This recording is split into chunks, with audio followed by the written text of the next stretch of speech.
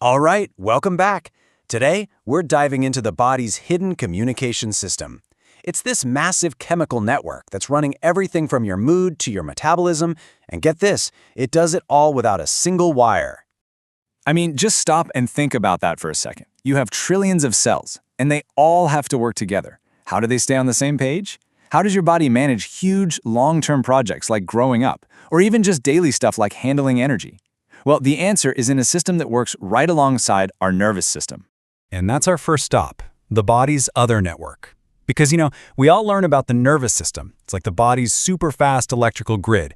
But there's this other network, just as important, that's running the show kind of behind the scenes. And this really nails the difference. Think of the neural system like a text message. It's instant, it goes to one specific person, and the conversation is over fast. The endocrine system, though, that's more like a company-wide memo.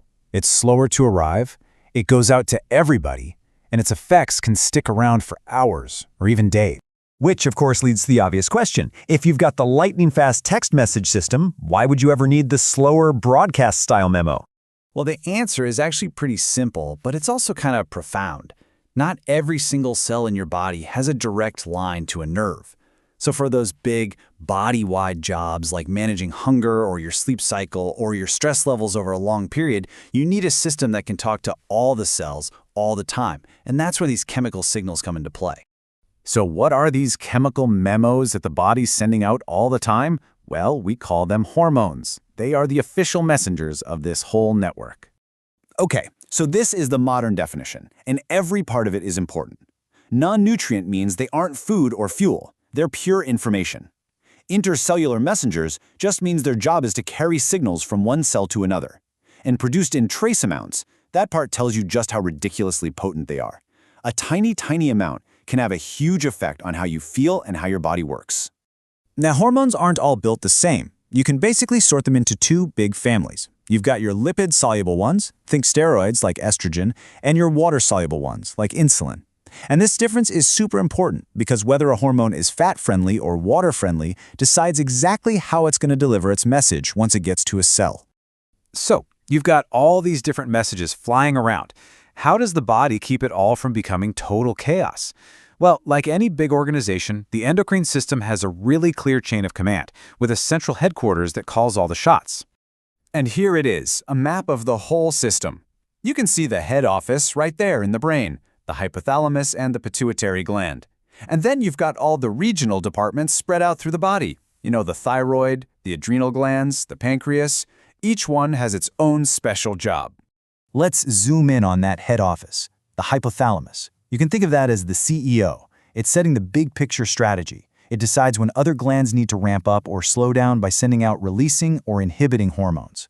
Then there's the pituitary gland. That's the senior manager. It takes the orders from the CEO and then sends out specific instructions to all the other glands.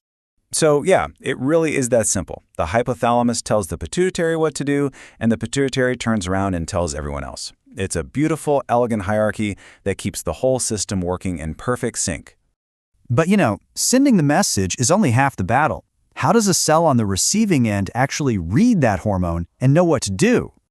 The whole secret is something called a receptor. The best way to think about it is like a lock on the outside of the cell. The hormone is the key, and it has a very specific shape. So a hormone can float past millions of cells, but it's only going to do anything to the cells that have the one perfectly matched lock for its key. And remember how we said there are two main types of hormones? Well, this is where that comes in. Based on their chemical type, they use two totally different ways to get their message across. Some of them have to knock, while others can just walk right in. And you can see both methods right here. The top diagram shows those water-soluble hormones. They can't get through the cell's fatty outer layer, so they knock. They bind to a receptor on the surface, which sets off a chain reaction inside. The bottom diagram shows the lipid-soluble ones. They just slip right through that membrane like it's not even there and walk right in, binding to a receptor on the inside to give instructions directly to the cell's DNA. So, to really understand why this silent regulation is so critical, let's take a look at what happens when the communication line breaks down. I mean, what are the real-world consequences when one of these vital chemical messages either doesn't get sent or the target cell just can't hear it? Here's a perfect case study. It's a condition called diabetes insipidus. What happens is the pituitary gland just doesn't send out enough of something called antidiuretic hormone, or ADH. That hormone is the message that tells the kidneys, hey, hold on to some water. Without that ADH signal, the kidneys don't get the message and they just let way too much water leave the body. It's a direct breakdown in communication, and it shows how just one single missed message can cause huge problems. And the truly amazing part is that this unbelievably complex network of memos and messengers and command centers, it's not a special feature. It is running nonstop, 24 hours a day, 7 days a week. It's making millions of tiny adjustments to manage your hunger, control your stress, and guide your growth, all to keep your entire body in perfect balance. It really makes you wonder, doesn't it? Just as you're sitting here, your body is having countless chemical conversations, managing your energy, reacting to your environment, preparing for what's next. So the question to leave you with is, what other silent conversations are happening inside you right now? You know, every living thing, from a tiny bacterium to you and me, comes with an instruction manual. I'm talking about a manual for how to build it, how to run it, every single second of every single day.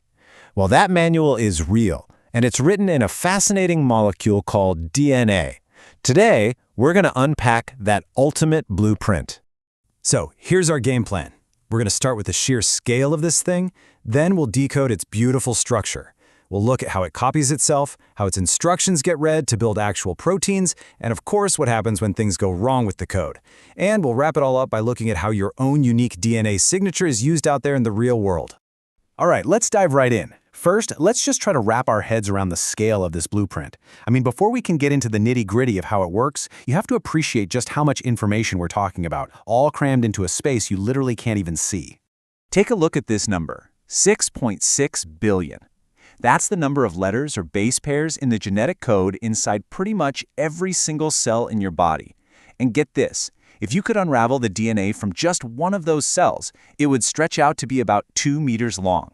And all of that is coiled up perfectly to fit inside a microscopic nucleus.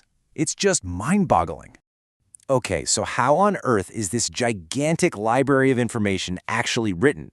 Well, it all comes down to the absolutely elegant structure of the DNA molecule itself. So let's get into it and decode the language of life. The whole DNA molecule is what we call a polymer.